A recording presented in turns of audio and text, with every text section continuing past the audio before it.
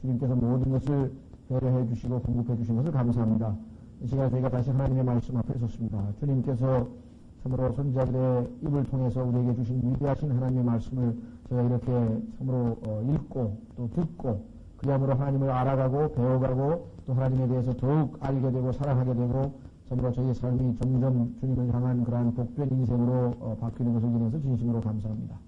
바로 구원하니 말씀 공부를 게으르하지 않게 하시옵시고 주님이 말씀을 통해서 무엇보다도 저희 마음이 주님을 향하고 그야말로 저희 생이 변화되고 우리 주변에도 많은 사람들에게 복의 근원이 되는 저희 모두가 될 수 있도록 인도해 주시기 바랍니다.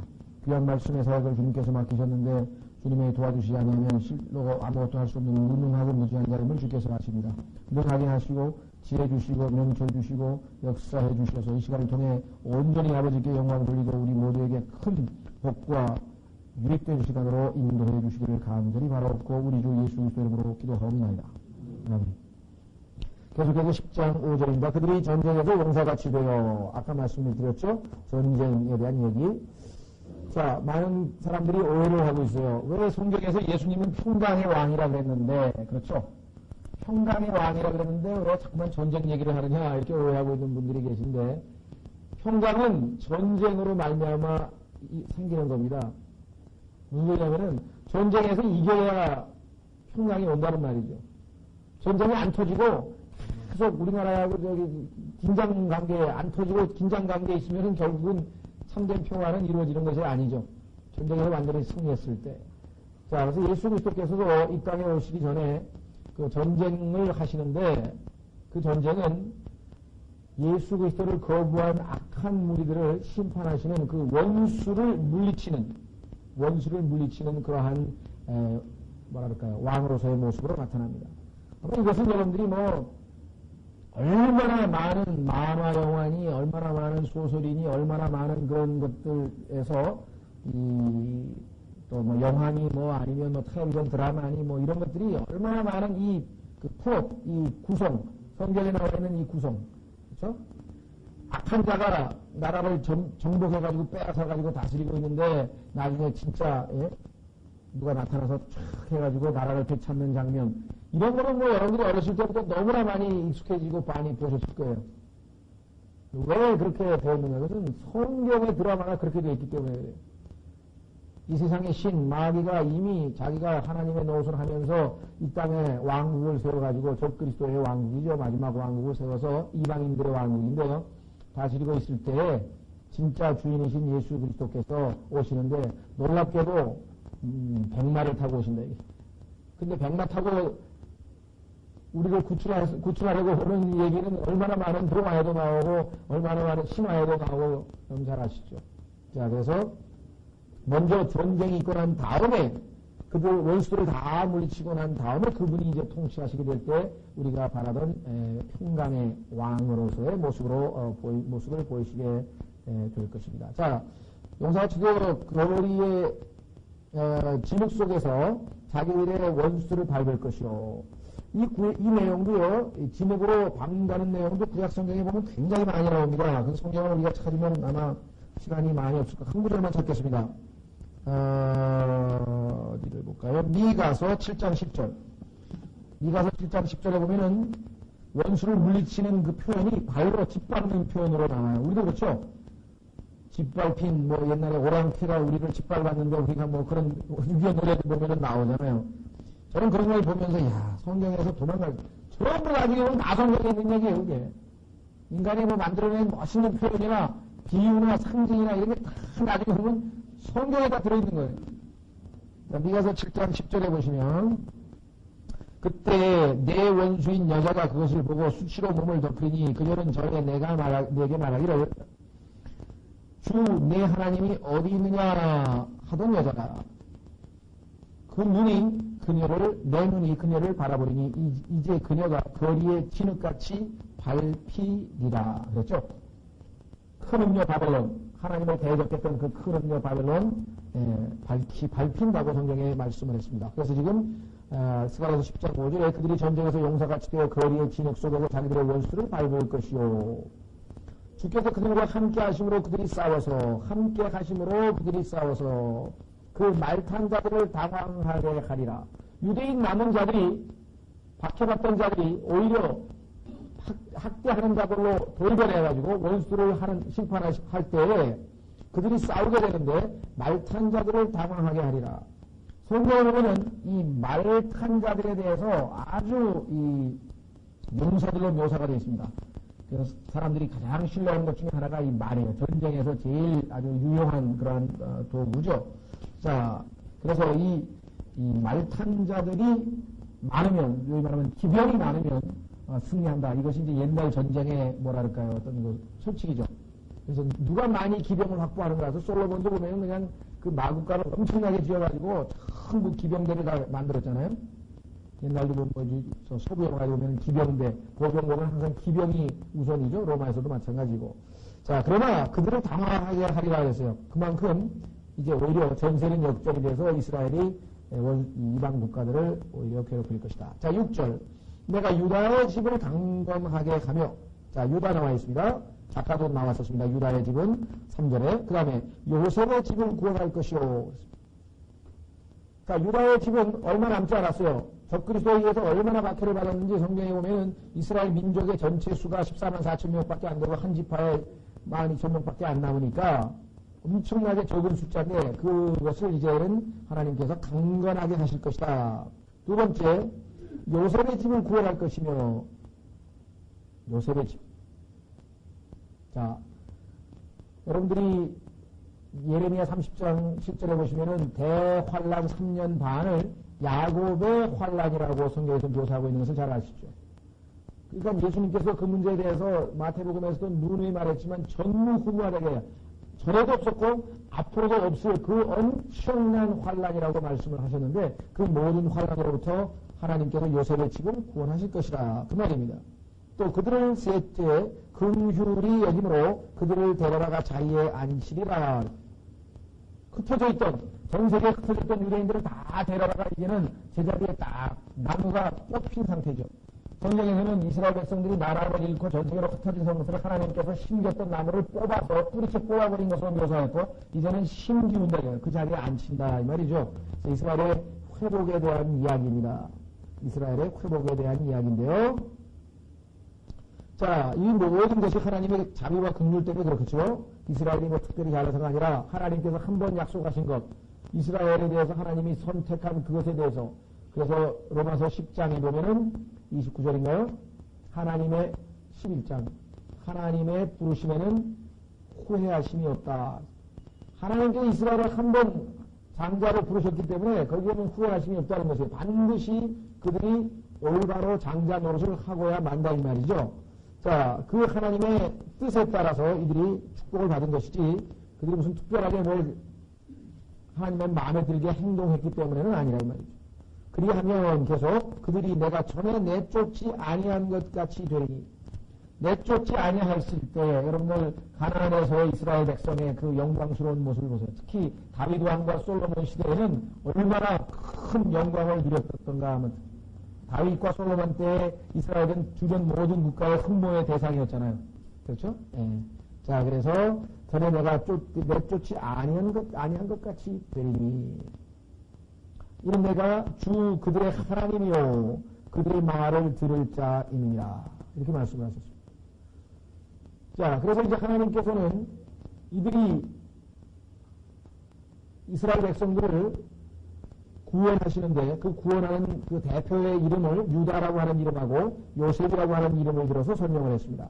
이것은 아마 여러분들이 구약성경을 읽어보시면 유다가 차지하는 비중과 요셉이 차지하는 비중, 그 다음에 7절에 나와 있는 또 에브라임이 차지하는 비중을 여러분들이 아마 보시면 이 사람들이 왜 이스라엘 집을 대표하는 인물들로 나왔는가를 아마 아실 수가 있을 겁니다. 자, 그래서 주님께서 내가 주 그들의 하나님이요. 현재 시제로 되어 있네요. I am이라고 해요. I am. 그런데 그들의 말을 들을 자임이라 미래에 되어 있죠. 자, 지금 현재 이 스가랴서가 기록되고 있는 이 당시 역사적 이 상황에서는 하나님께서 그들의 하나님이십니다. 그러나 나중에 미래의 대환란 때에 그들의 말을 들으실 거예요. 구원해달라고 하는 그 말. 그래서 누구든지 주의 이름을 부르는 자는 구원을 받으리라 라고 말씀하신 것이 바로 이때 이루어지겠죠. 즉 그리스도로부터 3년간의 온갖 박해 끝에 이스라엘 백성들은 드디어 그가 잘못된 메시아임을 알고 이제 하나님을 향해서 간구하기 시작합니다. 그래서 하나님께서 그 간구를 들으시고 여기 나와 있는 것처럼 그들의 말을 들을 자이니라 라고 성경은 말씀하고 있습니다. 자, 그래서 여기는 현재 시대의 하나님이여 I am 그 다음에 will 이렇게 되어 있죠. will hear 들을 것이라 이렇게 미래 시제로 되어 있다는 사실 우리가 기억하시면 이것이 마지막 때에 성취될 예언임을 알 수가 있습니다. 7절 또 에브라임 사람들이 용사같이 되겠고 자 에브라임 사람들이 용사같이 되겠고 그들의 마음이 포도주에 취한 것처럼 기뻐하리니 참으로 그들의 자녀들이 그것을 보고 즐거워하며 그들의 마음이 주 안에서 기뻐하리라. 이 주 안에서 기뻐한다는 말하고요. 주를 기뻐하리라. 이게 지금 사실 우리말로는 어떤 게 올바른 번역인지 저도 잘 모르겠어요. 근데 번역을 하다 보면은 여기서는 이렇게 번역하는 게 좀 괜찮은 것 같고 저기서는 저렇게 번역할 게 괜찮아가지고 일관성이 없게 영어는 똑같아요. Rejoice in the Lord 이렇게 되어 있는데 제 생각 같아서는 주를 기뻐하리라. 하나님을 기뻐한다. 사람을 기뻐하지 않냐고. 이렇게 해야지만 더 나을 것 같은데 우리 이 성경뿐만 아니라 모든 성경에서 왔다 갔다 해요. 주를 기뻐한다고 했다가 주 안에서 기뻐한다고 했다가 이게 지금 빌립보서에도 보면은 주를 기뻐하라고 해야 되는데 주 안에서 기뻐하라 이렇게 번역된 부분이 많고 영어로는 모르겠어요. 지금 이게 직접 목적으로 보통 쓰인다고 문법적으로 얘기를 하기 때문에 저는 주를 기뻐한다. 사람을 기뻐하지 않아도 하나님을 기뻐한다. 이렇게 해야지 말이 더 자연스러울 것 같은데 주 안에서 기뻐한다. 사람 안에서 기뻐한다. 이게 제가 보기에는 좀 어색한 것 같거든요. 근데 우리 성경에 오랫동안 이런 식으로 주 안에서 기뻐하라고 있는 게 아주 표현이 굳어져 버려가지고 아마 번역자가 지금 이렇게 한 것 같아요.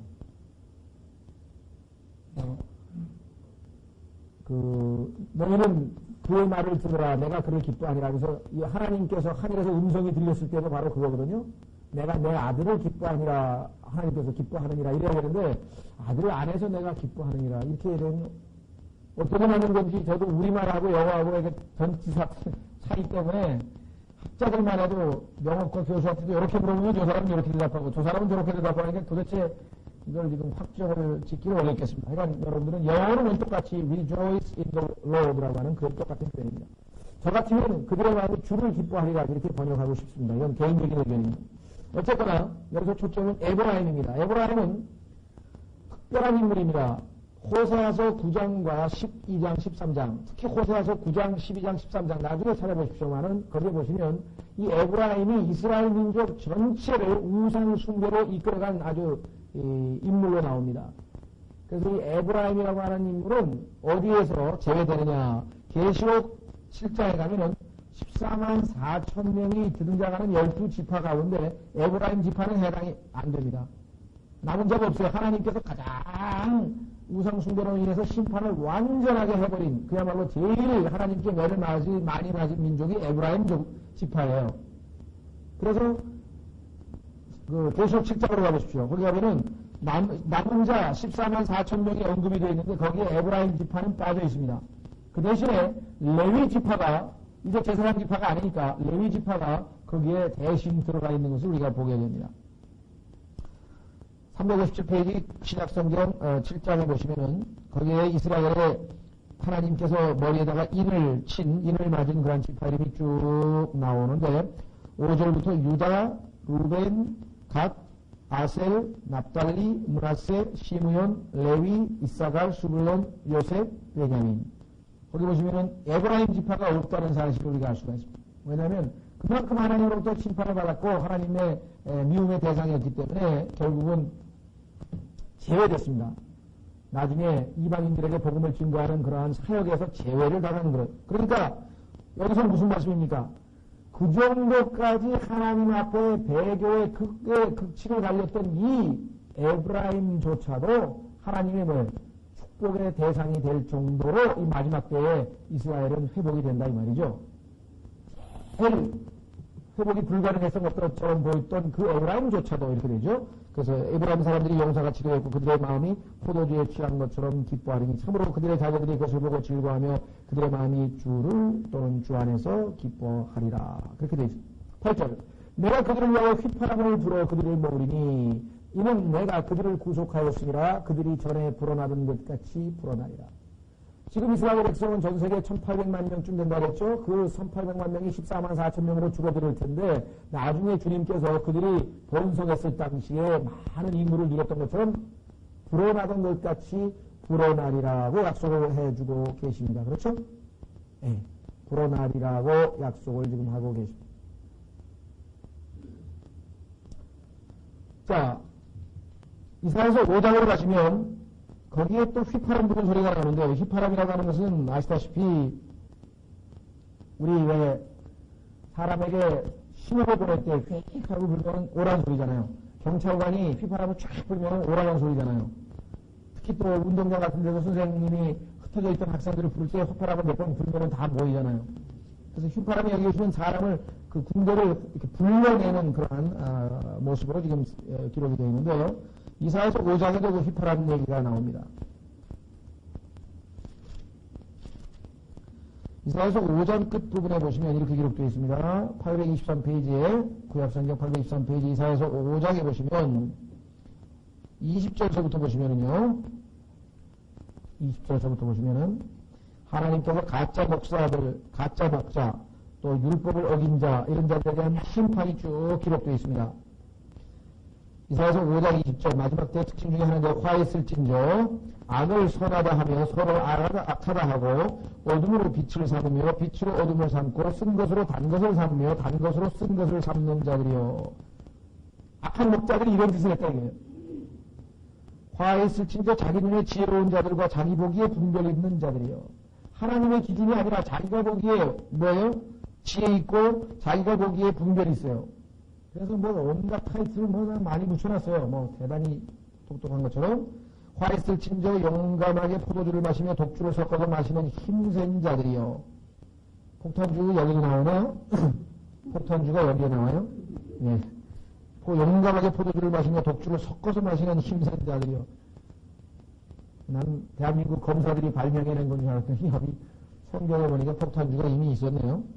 자, 이들은 보상을 받으려고 사악한 자를 의롭다 하며 의로운 자에게서 그 일을 빼앗는도다. 뭐 돈 받고 무죄. 그거 우리나라의 사법 현실이 그렇죠. 돈 있으면 무조건 무죄, 돈 없으면 무조건 유죄, 뭐 이런 거. 24절. 그러므로 불이 지푸라기를 삼킴같이 불꽃이 결을 태움같이 그들의 뿌리가 썩겠고 그들의 꽃이 먼지처럼 날리니 이는 그들이 만군의 주의 법을 버리고 이스라엘의 거룩하신 이의 말씀을 멸시하였습니다.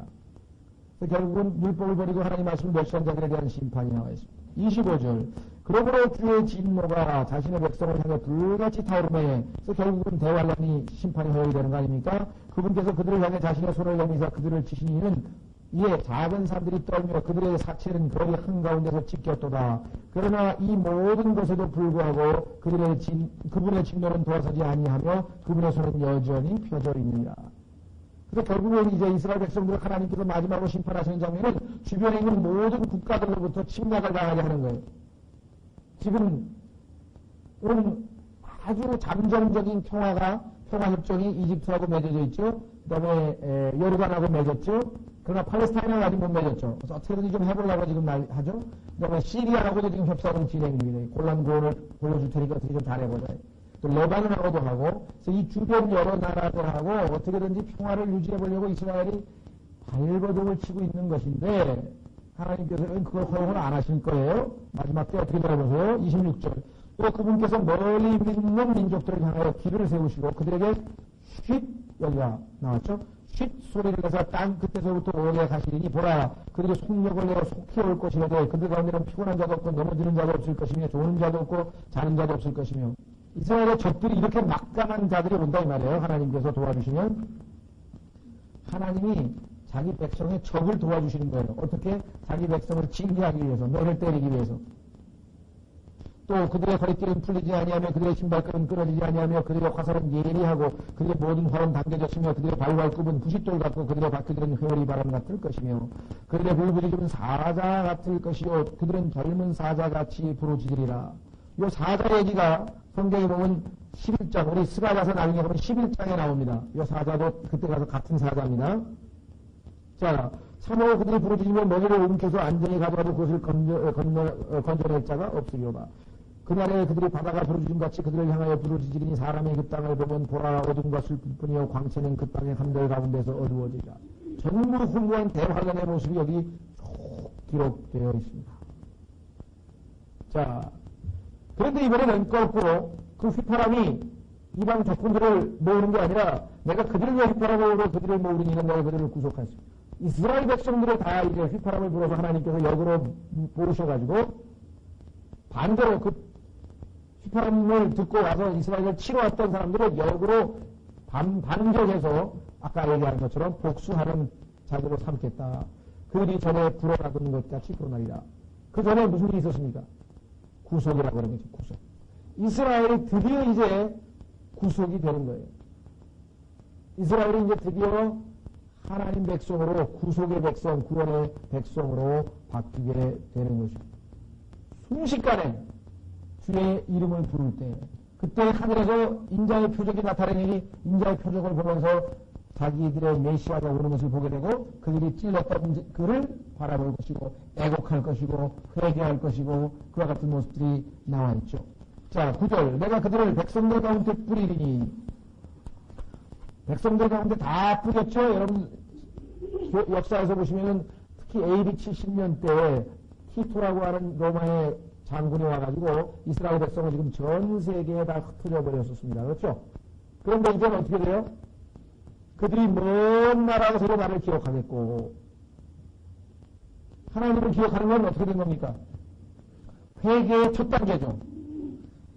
전 세계 흩어져가지고 영국, 미국 뭐 이런 데서 다들 잘 먹고 잘 살면서 나름대로는 자기들이 그래도 번영을 구가한다고 생각하면서 하나님을 완전히 잊어버리고 살던 사람들이 하나님을 기억한다라고 하는 것은 뭔가 이제 정신을 차렸다는 얘기예요.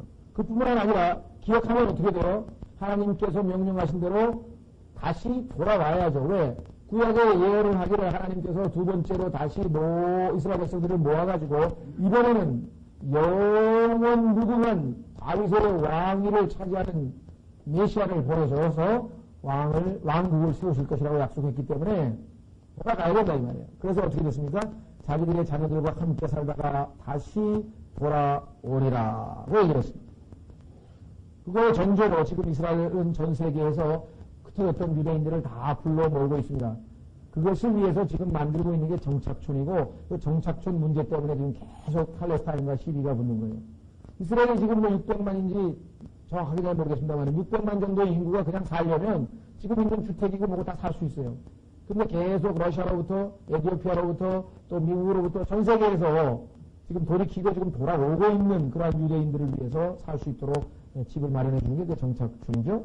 자, 자녀들과 함께 살다가 다시 돌아오리라. 이때는 지금뿐만 아니라 이제 주님께서 오시기 직전에는 더욱 그와 같은 일들이 계속해서 일어나겠죠.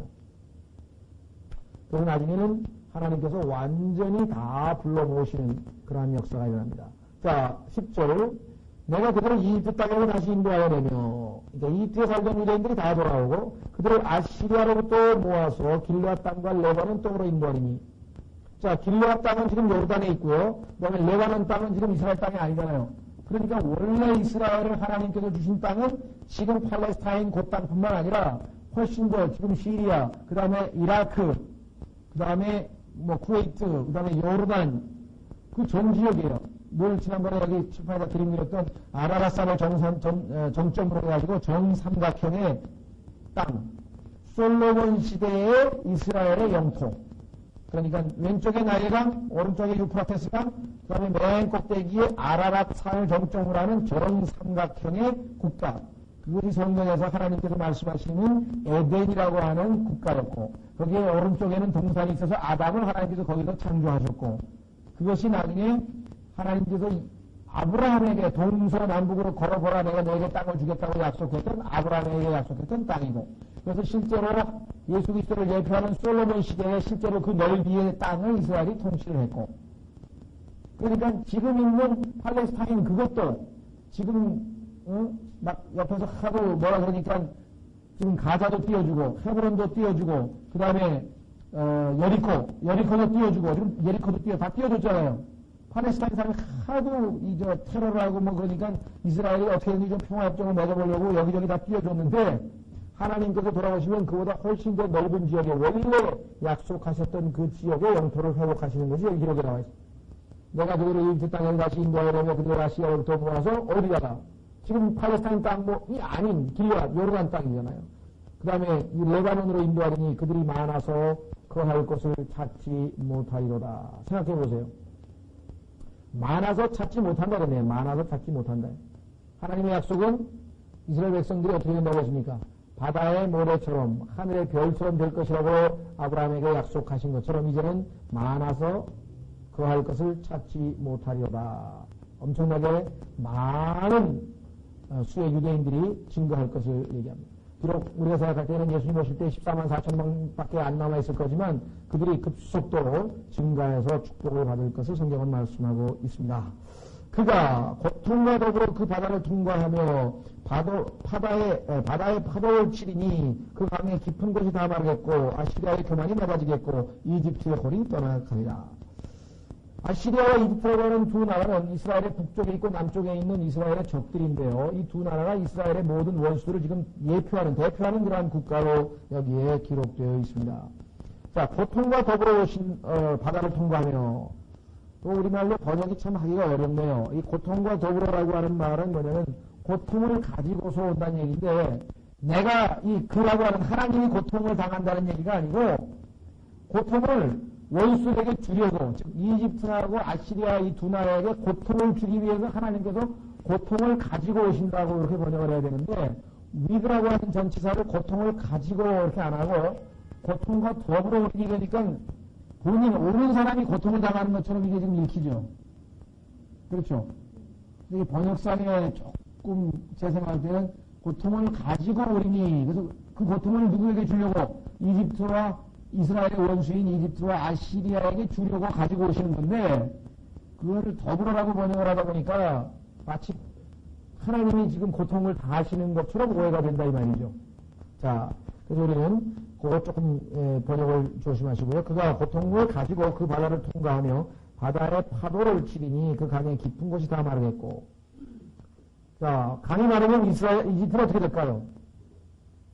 여러분들 이집트 사람들이 신성시하고 모든 이집트의 뭐랄까요 풍요를 완전히 그냥 목매고 있는 거 그거 없으면 우리는 죽는다는 데가 어디예요? 그게 나일강 아니에요. 그렇잖아요. 이집트의 모든 풍요로움 이집트에 있는 그 나일강 삼각지에서 농사지어서 먹고 살고 그 다음에 그 강으로 운송수단이 있고 뭐 상업이고 뭐고 해서 이 나일강 때문에 이집트는 그런데 얼마나 많은 그 고통을 당하겠네요. 강이 말라버렸대요. 여기 나와 있는 거죠. 바다를 통과해 바다의 파도를 치니 그 강의 깊은 곳이 다 마르겠고 아시리아의 교만이 낮아지고 이집트의 홀이 떠나가리라. 이 강이 마르는 사건은 여러분들이 성경 곳곳에 나오죠. 출애굽기에도 나오고 그 다음에 여호수아에도 나오고 출애굽기 여호수아에는 여러분들 그 홍해와 요르단강이 다 말라버렸잖아요. 홍해가 말라버리고 그거를 지나갔고 마른 땅으로 이스라엘이 그 다음에 요르단강도 마찬가지 맨발로 그냥 지나갔고 또 계시록에 보면은 나중에 이 땅이 마르는 장면이 또 계시록 16장에 나오죠. 자, 그래서 이것은 다 하나님의 심판을 나타냅니다. 이집트의 홀이라고 하는 건 뭡니까? 아시리아의 교만은 뭐 교만이라는 말 자체는 뭐 어렵게 없겠고요. 자, 홀이라고 하는 것은 지팡이, 왕권을 상징하는 그런 지팡이죠. 누구예요? 손오공의 뭐 여의봉이라 그러나? 또 장군들, 그 군의 장군들이 지니고 있는 지휘봉 같은 거예요. 지휘봉. 그 있으면 그 자기가 장군이라고 하는 그 권위를 상징하는 거 아니에요. 그렇죠? 그래서 옛날에 왕들은 그런 그 홀을 하나 쥐고 있었대요. 홀. 그래서 에스더가 허락도 없이 들어왔을 때 홀을 내미니까 그 홀 끝을 만져가지고 왕이 들어오도록 허락해주는 장면이 나오죠. 미스 코리아도 하나 주죠. 여왕이라 그래가지고 홀 하나 주면 이렇게 생긴 거 하나 딱 들고 그게 자기가 왕권을 상징하는 거거든요. 예. 자, 그래서 이집트의 홀이란 말은 왕이 없다 이 말입니다. 성경에 보니까 이집트에 왕이 없다. 이거 성경은 다 찾을 수 없는데 그렇다고 하나만 찾을 수가 없으니까 에스겔서 30장으로 가보십시오. 거기에 보면은 마지막 때 이집트에는 프린스가 없다라고 하는 예언이 그대로 나와 있습니다.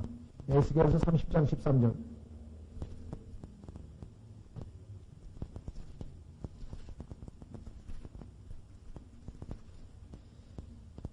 예, 에스겔서 30장 13절에요.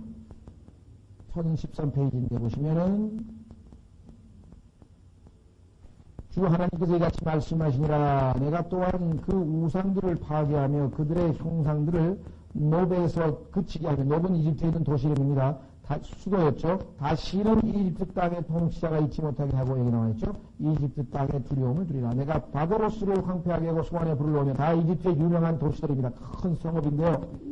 내가 내 분노를 이집트의 기력인 신 위에 놓고, 신이라고 하는 것은 우리가 얘기하는 하나님 신 그게 아니고 이름이에요. 이집트의 우상의 이름이 신이에요. 신. 한국말로 생각하지 말고 영어로 생각해 보시면 이해가 쉽죠? 신. 그럼 죄 아니에요. 죄. 그렇잖아요. 죄. 신. 그 다음에 노의 무리를 끕니다. 그래서 쭉 이집트에 대한 심판은 뭐 구약성경 곳곳에서 나옵니다. 다시 그러면 우리는 이사야서 11장 11절로 가시면 두 이집트와 아시리아가 하나님의 대적을 상징하고 있는 두 국가라고 하는 것을 확인해 볼 수가 있습니다. 이사야서 10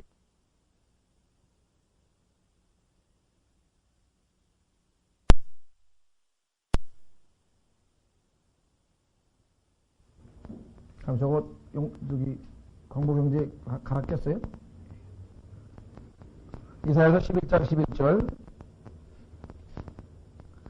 그날에 다시 주께서 두 번째로 자신의 손을 펴사 자신의 백성 가운데 남은 자들 곧 남게 될 자들을 아시리아와 이집트와 바드로스와 구스와 엘람과 시날과 하맛과 여러 바다의 여러 섬에서 도로 찾으실 것이요. 여기 보면 아시리아와 이집트라고 하는 나라가 가장 먼저 앞부분에 나와 있는 것을 우리가 확인해 볼 수가 있습니다. 자, 10장 12절로 보시면요. 내가 그들을, 스가랴서 다시 돌아옵니다. 10장 12절. 내가 그들을 주 안에서 강건하게 하리니, 자, 그들이 주의 이름으로 오르내리리라. 주가 말하노라. 여기 주, 그 다음에 주의 이름, 주, 이렇게 해서 세 번이 나오죠. 예, 성경에 이와 같이 세 번이 나오면 늘 삼위일체 하나님과 연관이 있다는 것을 여러분들이 기억을 해 두시면 되겠습니다. 자, 그래서 우리 이제 11장으로 넘어갑니다. 11장은 조금 까다롭습니다. 이게 지금 11장에서 우리가 이 스가랴서에서 뭐라 그럴까요? 가장 어려운 그런 내용들이라고 일반적으로 얘기를 하는데요. 왜냐하면 거기에 나중에 보면은 그런 조금 해석이 어려운 그런 구절들이 몇 개 있습니다. 자, 우선 11장 1절부터 보시면 오 레바노나, 지금 있는 레바논, 내 문들을 열어, 자, 굳게 닫혀있던 문들을 열어 불이 내 백향목들을 삼키게 할지어다. 자, 백향목, 이것은 레바논의 영광입니다. 그러니까 레바논에서 가장 우리가 뭐라 그럴까요? 그 지역마다 그 지역의 뭐랄까 그 지역의 그 이름을 날리는 게 있죠. 뭐 전주에 보면 뭐 비빔밥 있다든가 뭐 한산 못이라든가 이런 것처럼 레바논 하면 백향목이에요. 그래서 가장 이 레바논을 사람들에게 알릴 수 있고 그 다음에 레바논의 영광을 드러내는 것을 백향목이라고 하는데 실제적으로 문자적으로 그대로 적용이 됩니다. 나중에 이 지역에 하나님께서 심판하셔서 불이 일어날 것을 물론 말씀하고 있습니다만은 성경에 보면 사람들을 나무에다가 비유한 내용들이 굉장히 많이 나옵니다. 여러분 시편 1편에도 사람들이 물가에 심기운 나무처럼 의인과 악인을 얘기할 때 물가에 심기운 나무를 하나님께서 의인에다가 비유해서 열매를 맺게 될 것이라고 얘기를 했죠. 그렇죠? 그 이외에도 보면은 특히 에스겔서 같은 데 보면은 아주 많은 이 통치자들을 이 나무에다가 비유하는 장면들이 여러 개 있습니다. 그 중에서 우리가 가장 대표적인 것 하나만 좀 살펴봤으면 좋겠는데요. 제일 대표적인 게 아마 에스겔서 17장에 한번 보겠습니다. 에스겔서 17장에 나와 있는 게 아마 제일 그 나무와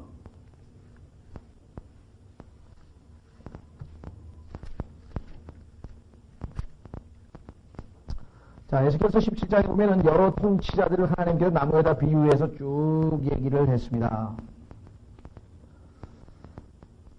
17장 992페이지 주의 말씀이 또 내게 임하니라 이르시되 사람의 아들아 너는 이스라엘 집에서 수수께끼를 내고 비유를 말하여 이르되 주 하나님께서 이같이 말씀하시니라 여러 색깔을 하고 날개가 크고 깃이 길고 털이 무성한 큰 독수리가 레바논에 이르러 백향목의 가장 높은 가지를 취하고 그것의 11가지들 끝을 잘라 무역하는 땅으로 가지고 가서 상인들의 도시에 두고 또 그 땅에 씨를 심어서 열매를 많이 맺는 들에 심되 버드나무같이 큰 물가에 심어 놓았더니 그것이 자라고 자라서 키가 작고 퍼져나가는 포도나무가 되매 그 가지들이 독수리를 향하고 그 뿌리들이 독수리 밑에 있었더라 하면서 여기 쭉 설명을 했는데 이것이 11절서부터 보시면은 여러 왕들에 대한 비유인 것을 우리가 확인해 볼 수가 있습니다.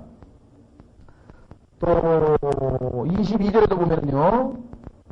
22절에도 보면은 그 나무에 대한 얘기가 계속해서 나오죠. 24절 들의 모든 나무가 나 주는 높은 나무를 낮추고 낮은 나무를 높이며 푸른 나무를 마르게 하고 마른 나무를 무성하게 하는 줄을 알리라. 나 주가 이것을 말하고 행하였느니라. 이것이 비유라고 아까 27장 2절에 말씀하셨잖아요.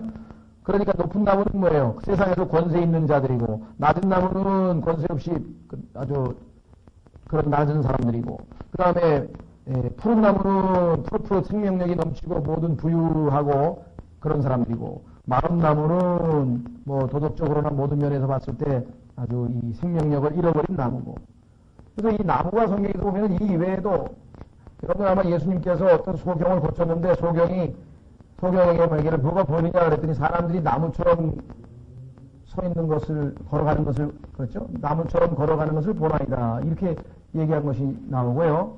또 예수님께서 마지막 때의 대화에 보면은 그들이 푸른 나무에게도 이렇게 하였거늘 마른 나무에게는 어찌하리요 이런 말이 또 나와요. 이게 다 사람에 대한 비유란 말이에요. 시편에도 아까 말씀드렸잖아요. 물가에 심기운 나무가 바로 의로운 사람에 대한 비유이고. 자, 그래서 이 스가랴서도 마찬가지로 우리가 여기 나와 있는 나무들은 다 실제적인 나무로 문자적으로 그대로 적용이 됩니다. 왜냐하면 역사적으로 지리적으로 사실이니까. 그러나 예언적으로 봤을 때에는 이것은 이때에 있을 통치자들에 대한 얘기다라고 하는 것을 우리가 확인해 볼 수가 있습니다. 자, 한번 보겠습니다. 전나무야 너는 울부짖을지니 이는 그 백향목이 넘어지고 강한 자들이 노래하고 여기 나와 있잖아요. 백향목을 강한 자들이라고 성경에서 스스로 해석하고 있다 이 말이죠. 오 바산의 상수리 나무들아 너희는 울부짖을지니 이는 그 포도나무 숲이 무너져 내렸습니다. 자, 바산이라고 하는 지역은 상수리 나무가 유명한데 이 상수리 나무는 성경에서 항상 어떤 것과 연관이 되어 있습니까? 상수리 나무는 산당과 연관이 있어요. 산당. 이스라엘 백성들이 하나님 말고 제사를 지내기 위해서 높은, 영어로는 이게 high places인데요. 높은 곳에다가 제단을 차려놓고 거기다가 이제 제사를 지냈는데 거기에 보면 항상 상수리 나무가 있는 곳에 언급이 되어 있어요. 그래서 상수리 나무 하면은 성경에서 항상 나쁜 것과 연관이 되어 있는데 처음으로 상수리 나무라고 하는 단어가 언급되는 것이 어디냐면은 아마 레아를 아마 묻을 때 레아가 죽어서 아마 묻을 때 아마 상수리 나무에다 묻었을 거예요. 레아가 아니고 라헬인가요? 그 둘 중에 하나 잘 모르겠는데 어쨌거나 처음서부터 이 상수리 나무는 네가티브한 부정적인 것과 연관이 되어 있고 성경에서 쭉 읽어가면서 우상과 관련이 되어 있고 나중에 여러분 야곱이 자기 집안에 있는 모든 사람들에게 귀걸이고 신이고 소위 말하면 우상과 관련된 것을 다 뺏어가지고 상수리 나무 밑에다가 묻어버리고 하나님께 베델로 경배하러 올라가는 장면이 또 창세기에 나옵니다. 그래서 상수리 나무라고 하는 말이 나올 때는 성경에서 이것은 잘못된 것, 악한 것과 연관이 되어 있는 것이라고 하는 것을 생각하시면 되겠습니다. 그래서 바산의 상수리 나무들, 그런데 이 바산의 상수리 나무들은 시편에는 황소라고 비유되어 있어요. 한번 확인해 보겠습니다. 시편 22편 12절. 예수님을 찔렀던 자들, 예수님에게 십자가에서 예수님을 괴롭혔던 자들을 성경에서 뭐라고 표현이 되어 있냐. 시편 22편 12절에는 이번에는 동물에다가 비유했어요. 그러니까 성경에서는 식물과 동물들을 다 누구를 비유합니까? 사람을 비유하기 위해서 활용하시는 거예요. 그거는 인간 세상에서도 많이 써먹잖아요. 예? 뭐, 조두란 말도 있고요, 조두. 머리 작은 사람도 뭐, 조두라 그런 말도 쓰고. 그 다음에 뭐, 예수님도 말씀하시지만 아주 사악한 자들은 독사 같다고 그렇게 얘기하고. 그 다음에 뭐, 여우 같다 그러고. 예수님도 새로 보고 그 여우에게 가서 얘기하라 그랬는데, 예수님께서 여우에게 가서 얘기하라. 자, 예수님을 찔른 자들은 황소에다 비유됐네요. 시편 22편 12절. 많은 황소들이 나를 에워싸며 바산의 힘센 황소들이 나를 둘러쌌으며 모든 치리자들이 예수 그리스도를 반대하고 예수님을 죽이기 위해서 모여쌌던 그때의 모습들을 여기서 힘센 황소로 비유했는데 그 다음에 스가랴에서는 나무에다가 비유를 했습니다. 그래서 성경에서는 하나님께서 이 지상에 있는 모든 것들, 그 특성들을 다 동원해서 결국은 영적인 진리를 우리에게 알려주시려고 하는 거다. 그렇죠? 아까도 말씀드렸지만 성경에 보면은 아주 기도의 용사. 그러면 이사야서 40장에서 주를 앙망하는 자는 독수리에 나기. 그 다음에 일하는 소, 하나님의 일을 하는 사역자, 하나님의 일을 하는 사역자를 소에다 비유했다. 일하는 소에게 망을 씌우지 말라 그러면서 말씀하셨죠. 네. 그 다음에 하나님의 예수 그리스도를 믿는 자들을 양이라 그래서 내가 내 양은 이름을 다 알고 일일이 양을 부른다고 선한 목자가 되신 예수님이 말씀하셨고, 반면에 그 양들을 잡아먹으려고 악한 거짓 교사들을 일이라 그래. 일이 내가 양들을 일이 가운데 보내는 것 같도다 이렇게 예수님께서 말씀하셨고, 그 다음에 성경에서 거짓 선지자, 즉 다시 말하면 구원도 못 받았는데 종교인 행세하면서 사람들을 이렇게 유혹하는 그러한 자들을 성경에서는 개라 그래요. 그 다음에 돼지라 그랬고, 그 성경에서는 개는 남성으로 표시하고 돼지는 여성으로 표시해서 여선지자들 있죠. 가짜 여선지자들을 성경에서 그러니까 짐승의 그러한 특징들을 다 동원해서 성경에서 사람과 연관시켜서 얘기했고, 나무도 마찬가지입니다. 나무도 마찬가지. 자, 그래서 우리는 여기에 나와 있는 것을 우리가 사람과 대비시켜서 늘 보시면 되겠습니다. 자, 3절. 2절 끝부분에 이는 그 포도나무 숲이 무너져 내렸습니다. 처음에 좀 이상하죠. 왜? 바산의 상수리나무라 그랬는데 왜 상수리나무가 무너져 내렸습니다. 이렇게 해야 되는데 포도나무 숲이라고 갑자기 나왔을까요? 이건 아마 이런 게 때문에 이제 어려운 거예요. 이상하다. 분명히 상수리나무인데 상수리나무가 다 뽑혔다든가 이렇게 심판이 나와야 되는데 포도나무 숲이 무너졌으니까 너는 울부짖어라. 뭐겠습니까? 이건 추정입니다. 당시에 이 지역에 있어서의 무역 거래에 대한 얘기입니다. 그러니까 이쪽 바산 지역에서 나오는 것들은 그 건너편에 있는 다시 말하면 다른 지역에 포도나무가 많이 무성한 지역과 거래를 했거든요. 거래. 그런데 그 거래하는 지역이 망해버렸으니까 어떻게 돼요? 이제 돈 벌 일이 없어졌잖아요. 그래서 울부짖으라. 근데 이것은 성경적으로 근거가 많습니다. 왜냐하면 계시록에도 보면요, 바벨론이 멸망당했을 때 그 울부짖는 상인들, 이제 난 장사다 했다 이게. 장사다 했다. 이제 어떻게 하냐 하고 탄식하는 장면이 계시록에 보면 나오잖아요. 이 세상에서 물질적인 풍요를 약속하는 것이 적그리스도인데 그 적그리스도가 가져다 줬던 모든 물질적인 풍요가 하나님의 심판으로 말미암아 다 망가져 버렸을 때 어떻게 되겠어요? 이 땅에서 사람들은 얼마나 원통하고 얼마나 괴롭고 그러니까 그 불타는 바벨론을 보면서 막 울부짖고 괴로워하고 하는 장면들이 계시록에 나와 있는 것을 우리가 알 수가 있습니다. 여기서 우리가 그 상수리나무와 포도나무는 그와 같이 무역거래로 보시면 되겠어요. 성경에 보면 이 마귀는 무역이 풍성함으로 말미암아 하나님께 반역하였다고 에스겔서 28장에 나와 있습니다. 저는 처음에 무역하고 마귀하고 왜 상관이 있나 이게 돈과 관련이 있거든요. 물질적인 풍요와 관련이 있거든요. 그렇죠? 예. 배금사상 이런 모든 것들이 다 이와 관련이 되어 있습니다. 자, 그래서 여기서는 2절의 그 부분은 아마 100% 그렇게 해석을 우리가 할 수는 없지만은 그럴 가능성이 제일 높은 것 같습니다. 성경적으로 봤을 때. 자, 그래서요, 3절, 목자들의 울부짖는 소리가 들리면 그들의 영광이 노략을 당하였음이로다. 자, 목자들의 울부짖는 소리가 들리면 그들의 영광이 노력을 당하였음이로다. 우리가 상식적으로 생각할 때는 목자들이 울부짖을 때는 언제 울부짖어야 됩니까? 양들이 도둑에게 뺏김을 당했다든가 그러면 목자가 울부짖어야 되는데 뭐 양들은 뭐 뺏기든 뭐 도망을 치든 뭐 상관 안 하는 거예요. 가짜 목사가 돼가지고 가짜 목자들이기 때문에 양들에 대해서는 지금 관심이 없어요. 그러니까 자기들의 영광, 자기들의 이익, 자기들의 것이 빼앗겼으니까 여기에 지금 아주 안타까워하고 그렇게 나와 있는 것을 보고 있습니다. 아까 우리 10장에서 봤던 목자들에 대한 주님의 평가하고 똑같은 평가죠. 예. 자, 그래서 결국은 어떻게 됐습니까? 하늘로부터 1절에 보니까 하늘로부터 불이 내려와서 이와 같은 모든 것을 다 목초지를 불태워버렸으니까 어떻게 되겠어요? 젊은 사자들의 부르짖는 소리가 들리면 요르단의 교만이 노략을 당하였음이로다. 즉, 이 풍요로웠던 요단강 근처의 모든 목초지가 다 불타가지고 결국은 짐승들도 먹을 게 하나도 없는 거예요. 여러분들 초원에 불타버리면 먹을 게 하나도 없는 거, 그 어디서 본 거 안 봤나요, 여러분들? 라이온 킹이라고 하는 만화 영화를 보시면은 거기가 그냥 불바다가 돼가지고 완전히 불바다가 돼가지고 짐승들이 먹을 게 없어서 새로운 그 이상향을 찾아서 떠나는 장면이 나옵니다. 라이온 킹도 가만히 보세요. 성경적인 인유가 굉장히 많아요. 거기도 보면은. 요즘에 나오는 거는 전부 다 보면은 다 그 플롯이라든가 이런 것들이 다 성경과 연관이 돼요. 성경을 보면 아, 이 얘기는 여기서 따온 거구나. 사람들이 그걸 굉장히 또 즐겨합니다. 뭐 껐떡하면은 뭐 다윗이 골리앗과 싸워 이겼다 뭐 이런 거 나오고 별의별 얘기가 나와요. 신문에 보면. 예를 들면은 뭐 야구팀이 막 시시한 팀이 뭐 강팀을 이기면 그렇게 쓴다고요. 다윗이 골리앗을 이겼다 뭐 이런 거 나오고 또 큰 거는 뭐 현대조선인가는 뭐 거기다가 큰 기중기를 갖다가 골리앗이라고 또 이름 붙여놨잖아요. 골리앗. 이게 나중에 참 그 사람들은 얼마나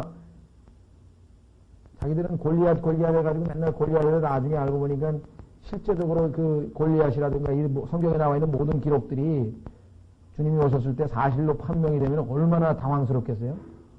아이고, 이거 내가 맨날 봤던 골리앗은 물론 지옥에 가서 없겠지만요. 아이, 다윗은 진짜 인물이구나, 이렇게 되지 않겠습니까? 자, 어쨌거나 하여간 여기 지금 초원이 완전히 불타가지고 목초지가 다 타버렸어요. 그러면 어떻게 되겠습니까?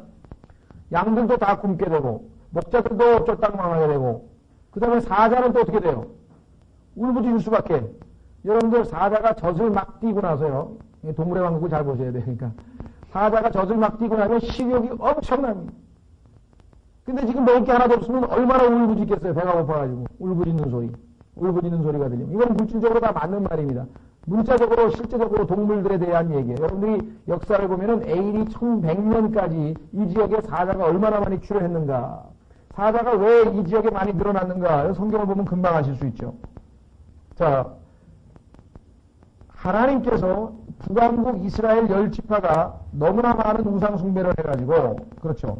그래서 그 사람들을 어떻게 다 보냈어요? 아시리아로 포로로 사로잡아가서 거기가 텅텅 비었어요. 그러면 야생 짐승들이 몰려들 거 아니에요.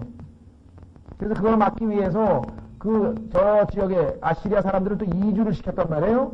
그리고 유대인 남은 사람들이 있고. 그래서 그 유대인 남은 사람들하고 아시리아에서 이주해온 사람하고 뭐예요? 혼혈이 된 것이 사마리아 사람들 아니에요. 사마리아 사람들이라고 하는 그 지역에서 살고 있었던 사람들이 바로 혼혈이 됐잖아요. 그런데 그 지역에 인구가 너무 많이 다 잡혀가 버려가지고 그래서 듬성듬성하게 되니까 야생 그러한 이 야수들이 몰려들기 시작해서 증식을 한 사건이 성경에 보면 나옵니다.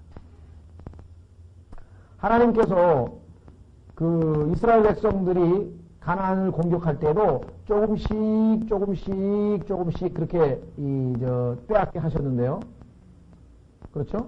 왜냐면은 그렇게 함으로써 점점 그 야수들이 하나둘씩 없어져요. 왜냐면 한꺼번에 땅을 딱 뺏으면은 그 지역에 살던 엄청난 동물들이 야수들이 어디로 가겠어요? 한꺼번에 없어질 수는 없단 말이에요.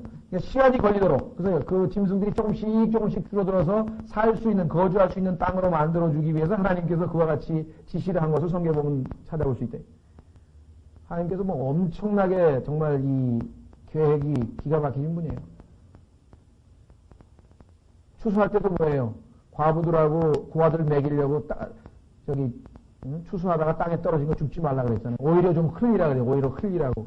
과부하고 고아들 먹이시려고. 모든 것을 다 완전히 관리하시는. 그래서 모르겠어요. 요즘에 무슨 뭐 예수 그리스도 위대한 CEO 해가지고 책을 냈다 그러는데 나는 그건 아직 안 읽어봤어요. 그래서 모든 CEO들이 예수님의 그 경영 방침을 배워야 된다 그래가지고 뭐 책까지 나왔더라고요. 위대한 CEO 뭐 예수 그리스도. 뭐 어떤 면에서는 틀린 건 아닙니다. 왜냐하면 뭐 기업 정도가 아니라 온 우주를 지금 완전하게 경영하고 계시니까 부도 안 나게. 그렇잖아요. 지금 6,000년째 부도 안 나고 지금 지속되고 있잖아요. 6,000년째 부도 안 나고 지속하고 있는 회사 보셨어요? 그런 의미에서 예수 그리스도의 어떤 그런 하나님의 지혜를 배운다. 뭐 그건 나쁠 건 없죠. 어쨌거나 이 포로 이후에 북왕국이 포로로 잡혀간 이후에 이 사자들이 증식했던 것이 역사적인 기록에 나와 있고 AD 1100년에까지도 이 지역이 아주 사자가 아주 출몰했던 지역으로 나와 있습니다. 자, 그래서 우리는 음식이 부족했을 때 사자의 울부짖는 소리에 대해서 지금 여기 나와 있습니다. 목자들의 울부짖는 소리가 들리면 그들의 영광이 노력을 당하였음이로다. 젊은 사자들의 부르짖는 소리가 들리면 요르단의 교만이 노력을 당하였음이로다. 주 내 하나님께서 이같이 말씀하시되 너는 도살할 양떼를 먹일지니. 이 양떼를 소유한 자들은 그것들을 죽이고도 스스로 죄 없다 하며 그것들을 파는 자들은 말하기를 내가 부자가 되었은즉 주께 찬송하려다 하고 양들을 직접 치는 목자들은 그것들을 불쌍히 여기지 아니하느니라. 가짜 목자들에 대한 상황이 계속 또 반복돼 나왔죠. 아까도 가짜 목자들이 어떤 짓을 했는가 다 나왔었죠. 조금 전에도 보니까 자기들의 영광이 노력당한 것에 대해서는 울부짖으면서 양들에 대해서는 전혀 신경을 쓰지 않죠. 자, 그래서 이 도살할 양떼라고 지금 여기 나와 있네요. 그러니까 가짜 목자들이 양떼들을 방치하는 바람에 마귀에 의해서 완전히 양떼들이 다 도살당하는 거예요. 오늘날 보십시오. 그리스도인들 가운데에서 제대로 하나님의 말씀을 받아먹고 영적으로 어떤 영적인 생명을 유지하고 있는 사람들이 얼마나 되는가 한번 생각해보세요. 오늘 우리 시대도 영적으로 적용해보면 진짜 여기 나와 있는 것처럼 양들이 지금 도살 직전에 지금 정말 다 죽기 직전에 와 있잖아요. 기아에 허덕이고 그런 상황을 지금 묘사하고 있다. 물론 여기는 직접적으로는 이스라엘의 영적인 상황이겠습니다만은 오늘날도 우리가 얼마든지 적용할 수 있는 그러한 상황입니다. 결국은 이 상황에서 어떻게 돼요? 하나님께서 여기 나와 있죠. 끝부분에 보세요. 내가 부자가 되었다. 승적 주께 찬송을 하고 양들을 직접 치는 목자들은 그것들을 불쌍히 여기지 아니하는데 하나님께서 이제 이 4절에 먹일지니 이렇게 나와 있죠. 너는 도살할 양떼를 먹일지니. 그러니까 하나님께서 구출해서 먹이실 것이라고 하는 약속을 우리가 여기서 확인해 볼 수가 있습니다. 자, 이 양떼를 소유한 자들은 5절 그것들을 죽이고도 스스로 죄 없다 하며 그것들을 파는 자들은 말하기를 아예 양떼들을 아예 팔아먹었어요. 내가 부자가 되었으면 주께 찬송하리로다. 그러니까 얼마만큼 이 종교 지도자들이 부패했는가를 보여주는 내용입니다. 야고보서에 보면은 이 마지막 때에 이러한 부자들에 대해서 성경에서 아주 직접적인 질타가 나옵니다. 야고보서 5장에 보면은 마지막 때 환란 때에는 부자가 되는 방법은 딱 하나뿐입니다. 대환란 때에 부자가 되는 방법은 적그리스도에게 편을 들을 수밖에 없어요. 뭐 한국에도 한때는 뭐 정경유착이라 그래가지고 이 돈 버는 방법은 정부에게 잘 보여가지고 뭐 싼 뭐 저 금융 관치금융으로 돈도 얻어내고 뭐 전부 다 그렇게 해서 뭐 다는 아니겠지만 상당수의 기업들이 그와 같은 그 특혜를 받아가지고 다 큰 거 아니겠습니까? 그러니까 완전히 100% 컴퓨터로 완전 통제를 하고 있는 그 적그리스도가 통치하는 그 대환란 때는 어떻게 되겠어요? 돈 버는 방법은 딱 하나뿐이에요. 정경유착에 얘기해요. 적그리스도에게 잘 버리는 방법 이외에는 도리가 없는 거예요. 왜? 모든 것이 통제사회니까. 완전 통제되어 있기 때문에. 자, 그래서 여기 보시면 야고보서 5장에서 부자들에 대해서 강력한 경고를 합니다. 왜? 이때는 부자는 이퀄 불의한 자예요. 부자는 불의한 자. 이 두 식이 성립하는 시대가 바로 이 시대라 이게. 대환란 시대네. 자, 이제 너희 부자들아 앞으로 너에게 임할 비참한 일들로 인하여 슬피 울며 울부짖으라. 예수님께서 왜 가난한 자들은 복이 있나니 했어요? 왜 가난한 자들은 복이 있나니 했냐고요. 그것이 다름 아닌 대환란 때에는 가난한 자들은 끝까지 믿음을 지키는 자들이고 적그리스도에게 형상에 절하지 않고 육륜요표 받지 않는 자들이니까. 자, 그래서 여기서 부자들은 슬피 울며 울부짖으라. 2절 너희 재물은 썩었고 너희 옷은 좀 먹었으며 3절 너희 금과 금은 부식되었으니 이 녹이 너희를 대적하여 증거하며 불과 같이 너희 살을 먹으리라. 너희가 마지막 날들을 위하여 재물을 모아 쌓았도다. 보라 너희 밭에서 곡식을 거둔 품꾼들이 품삯고 너희가 사기쳐서 감추어둔 품삯이 소리를 지르며. 요즘으로 치면 임금을 안 준 거예요. 돈을 안 준 거라고. 곡식을 거둔 자들의 울부짖음이 만군의 주의 귀에 들리니라. 너희가 땅에서 쾌락 가운데 살며 방탕함에 빠져 사육하는 날에서처럼 너희 마음을 살지게 하였도다. 그래서 예수 그리스도께서 오시게 되면 이와 같은 불의한 부자들에 대해서 심판하실 것인데 바로 그것이 스가랴서 11장 5절에 내가 부자가 되었은즉 하는 그런 무리들입니다. 부자가 되었은즉 하고 나면 어떻게 합니까? 주께 찬송하리로다. 형식적인 종교 얘기는 다 가지고 있어요. 성경도, 뉴에이지 성경도 이때 읽고요. 다 하나님 믿는다고 합니다. 여러분들 이 세상에 독재 정권 치고 종교가 없는 정권 봤어요? 종교가 없으면은 사람의 마음을 하나로 통합시킬 수가 없어요. 적그리스도가 에큐메니칼 운동을 통해서 완전히 이제 종교적으로도 통합을 하게 되겠죠. 자, 그래서 6절, 주가 말하더라. 내가 다시는 이 땅의 거주민들을 불쌍히 여기지 아니하리라. 보라 내가 그 사람들을 각각 자기 이웃의 손과 자기 왕의 손에 넘겨주리니 그 이 땅을 줄지라도 내가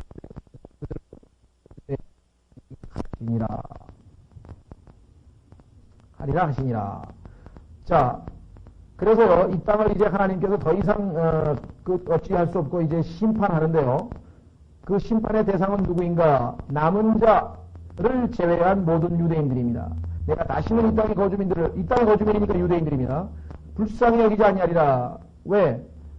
14만 4천 명을 제외하고는 모조리 가가지고 적그리스도의 형상에다 다 절하고 모조리 다 가짜 메시아를 메시아라고 그러고 우리에게 카이사가 필요하다. 이게. 마치 예수님을 십자가에 못 박아서 죽이면서 뭐라고 얘기했습니까? 우리에게는 카이사 외에는, 시저 외에는 왕이 없나이다. 예수님이 무슨 우리 왕이냐. 이랬던 자들 아니에요. 이런 현상이 여기서도 그대로 벌어진다 이 말이에요. 그래서 하나님께서 어떻게 하십니까? 내가 그 사람들을 각각 자기 이웃의 손과 자기 왕의 손에 넘겨주리니.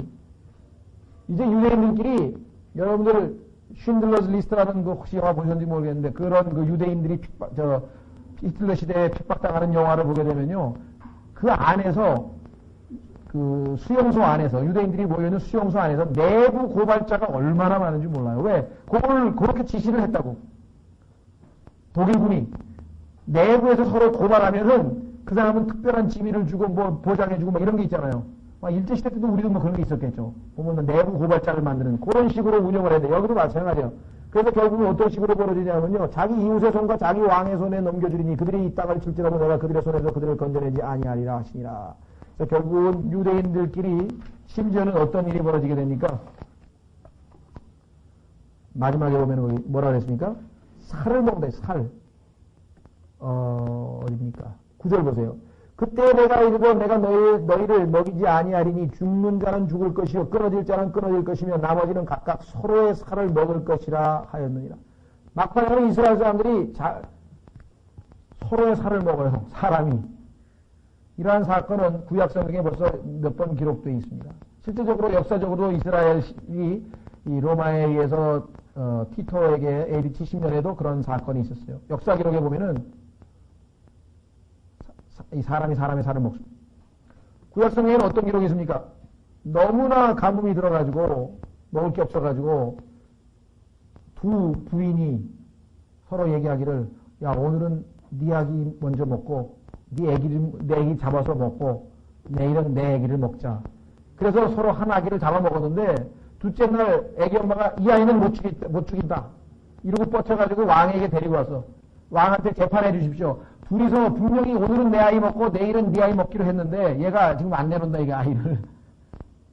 그런 일들이 이스라엘 역사에 실제로 있었다고요. 그러니까 막 왕이 옷을 찢으면서 내가 보고 어떡하란 말이냐 하면서 이제 그런 장면이 기록되어 있다. 그래서 서로가 서로의 그 사람의 살을 먹는 그러한 극단적인 일들이 벌어지는데요. 심지어는 어떤 일이 벌어지냐면 그런 짓을 하는 것이 무슨 독한 여자가 하는 게 아니고 성경이 뭐라고 했는데 마음씨가 유순한 여인이 그러하리라 이렇게 되어 있어요. 아주 착하고 유순한 여인인데 너무 배가 고프면 인간이 본래 아담의 속성이 다 드러나가지고 마음씨가 유순한 여인이 그러하리라고 성경에 예언이 되어 있다. 이 마지막 시대에. 참 우리가 생각하기에는 참 너무나 기가 막힌 일들이 여기 벌어지게 될 것이라고 성경은 말하고 있습니다. 자, 여기 보시면은 6절에 7절에 이렇게 돼 있죠. 오 양떼의 가련한 자들아 내가 도살할 양떼인 너희를 먹이리라. 그러니까 그 양떼를 괴롭히는 자들은 다 죽이시고 양떼는 하나님께서 일단 먹이시는 거예요. 이들이 바로 우리가 얘기하는 남은 자들이죠. 내가 막대기 둘을 네 개로 쳐야 하나는 아름다움이라 하며 다른 하나는 연합이라 하고 그 양떼를 먹였느니라. 자, 아름다움은 10절에 해석이 되어 있고 연합은 14절에 해석이 되어 있습니다. 그렇죠?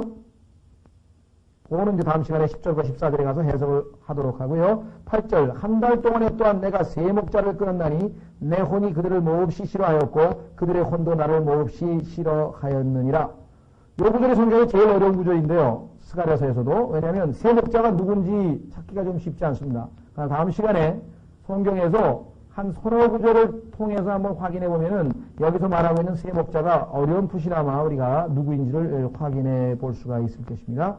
예, 그래서 오늘은 여기까지 하겠습니다. 다음 시간에 우리 7절 아름다움 연합 8절 9절 조금 더 살펴보도록 하겠습니다.